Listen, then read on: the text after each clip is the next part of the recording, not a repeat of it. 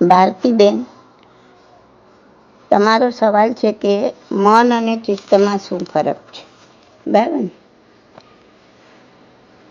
ભારતીબેન, મન વિશે મારું પુસ્તક પ્રશ્નોત્તર રત્નમાલા ભાગ 2, એમાં સવાલ નંબર 2, 3, 4, 5, 6 એ વાંચી જશો ને તો ઘણું બધું સમજાઈ જશે. ટૂંકમાં કહું તમને, મન 2 પ્રકારના છે, દ્રવ્યમન અને ભાવમન.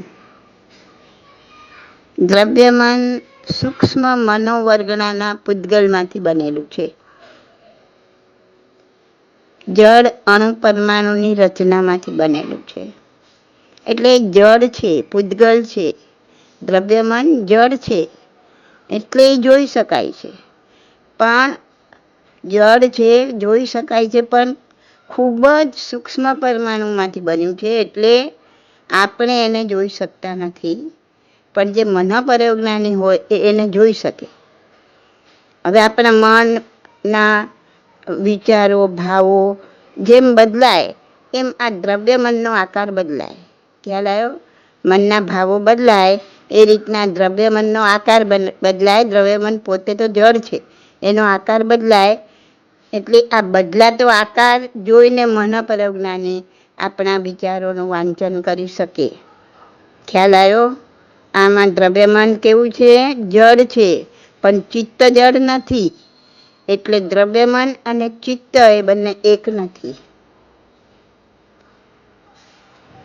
હવે ભાવમન જુઓ કે ભાવમન શું છે? અંતરાત્મામાં જે પેદા થાય ને ભાવોનો સમૂહ, એને ભાવમન કહેવાય. ભાવમન જળ નથી. પાછું દ્રવ્યમન જળ છે, પણ ભાવમન જળ નથી, ચૈતન્ય છે. ભાવમન આત્મા સાથે જોડાયેલું છે. એવી જ રીતે ચિત્ત પણ ચૈતન્ય છે, ચિત્ત પણ જળ નથી. ચિત્તને પણ 2 વિભાગમાં મૂકી શકાય, શુદ્ધ ચિત્ત અને અશુદ્ધ ચિત્ત. કર્મથી ખરડાયેલો, કર્મથી લેપાયેલો આત્મા એ જ અશુદ્ધ ચિત્ત. એમાં જેટલા કર્મને નેજરા થઈ એકાદ દોષ પણ જો મૂળથી જાય ને એટલી ચિત્ત શુદ્ધિ થઈ કહેવાય. એટલે કે આત્મશુદ્ધિ થઈ કહેવાય. આ કર્મથી લપાયેલા આત્માનો ઉપયોગ જેટલો બહાર જાય ને એને જ ભટકતું ચિત્ત કહેવાય. આપણે નથી કહેતા ચિત્ત ભટકે જઈશું, આત્માનો ઉપયોગ એટલો બહાર ગયો. આપણે એવો શબ્દ પ્રયોગ કરતા હોઈએ છીએ કે ચિત્ત ભટકે છે. અને જેટલી ચિત્ત શુદ્ધિ થઈ એ જ આત્મ શુદ્ધિ થઈ કહેવાય. પણ એને મન શુદ્ધિ થઈ ના કહેવાય. ચિત્ત શુદ્ધિ અને મન શુદ્ધિ અલગ છે.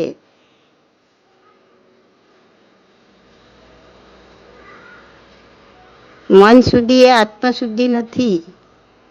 મન શુદ્ધિ એટલે શું? કેટલા દુર્ગુણો પાતળા પડવા. જે બી દુર્ગુણો આપણામાં છે એમાંથી અમુક દુર્ગુણો પાતળા પડે એટલે ઓછા થાય. બહારથી એવું લાગે કે આ તો કેટલા શાંત છે, આને બિલકુલ ક્રોધ નથી, કેમ કે એ દુર્ગુણ એમાં પાતળો પડી ગયો, પણ એ મૂળ નથી ગયું, એનું અંદર મૂળ છે. એક પણ દુર્ગુણ મૂળથી નથી ગયું. એટલે કે દોષોનું ઝાડ હોય ને, દોષોનું ઝાડનું મૂળ તો સાબું જ છે. એટલે આ પાતળા પડેલા દોષો હોય ને એ કોઈ ભાવમાં પાછા તગડા થઈ જાય. જેમ ઝાડ ગમે એટલું સુકાયેલું લાગે, પણ જો એનું મૂળ સાબુત હોય તો પાછું પાણી ને વગેરે બધું અનુકૂળ મળી જાય એટલે એ પાછું ખીલી ઉઠે ને. તો દુર્ગુણોનું પાતળા પડવું એ મન શુદ્ધિ. મન શુદ્ધિ થઈ એટલે એ દુર્ગુણો હજી પાછા આવવાની શક્યતા છે. તો મન શુદ્ધિ અને ચિત્ત શુદ્ધિમાં આટલો ફરક છે. જો એક પણ દોષ મૂળથી ગયો ને તે ફરી પાછો નહીં આવે, કોઈ પણ ભાવમાં પાછો નહીં આવે. હા, અને એને ચિત્ત શુદ્ધિ કહેવાય, એને આત્મ શુદ્ધિ કહેવાય. તો મન અને ચિત્તમાં શું ફરક છે, ખ્યાલ આવ્યો ને? તો ચિત્ત કહો, ચૈતન્ય કહો, ચેતના કહો, એ બધા આત્માના જ પર્યાયવાચી નામ છે. આપણે કહીએ છીએ ને ચિદાનંદ, એટલે કે ચિત્ત પ્લસ આનંદ, તો ચિદાનંદ એ જ આત્માનંદ. તો ખ્યાલ આવ્યો હવે? શું દ્રવ્યમન છે, શું ભાવમન છે અને શું ચિત્ત છે. ઓકે.